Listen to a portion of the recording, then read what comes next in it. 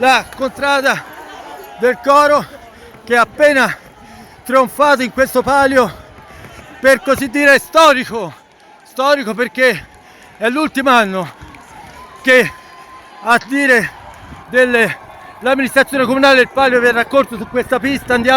Seguiamo la contrada del Coro, cerco il capitano, andiamo a cercare il capitano, vediamo Alessandro,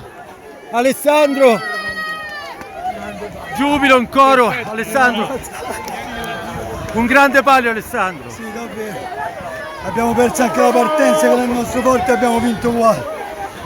Una grande scelta. Una grande monta di Gavino Santo. Grazie. Allora questa è la contrada del Coro che festeggia il palio. Ora andremo a cercare anche Gavino Sanna, ecco, lo cerchiamo. Andiamo da Gavino Sanna. Gavino, una battuta al volo.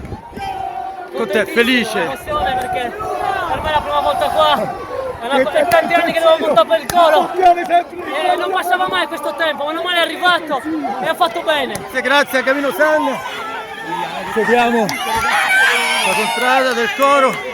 Davide, da capitano vincitore, è stato l'ultimo. Un'altra categoria, capito? Il cavallo è una gioia più grossa di quando abbiamo vinto 5-6 anni fa, quando era, non mi ricordo. Grande palio, una grande contrada, guarda la grande contrada! Che si burcherà, sarà Gavino che trionferà.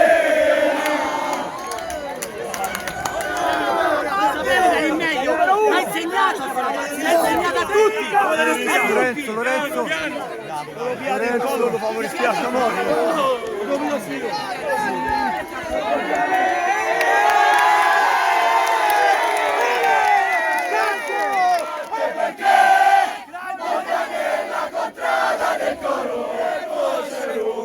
Lo stretto comincia a cantare.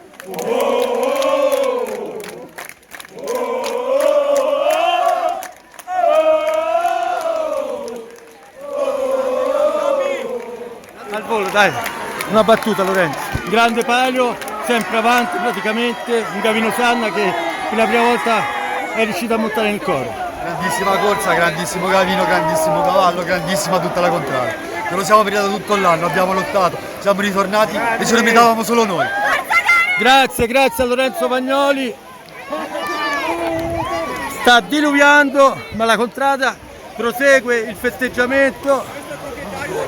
Eccolo.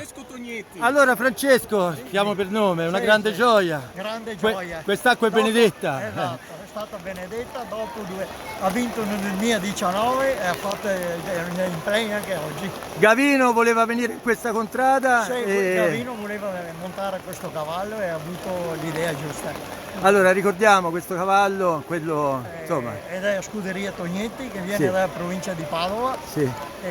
Allenato nella Scuderia Valca Bruscello. Siamo molto contenti.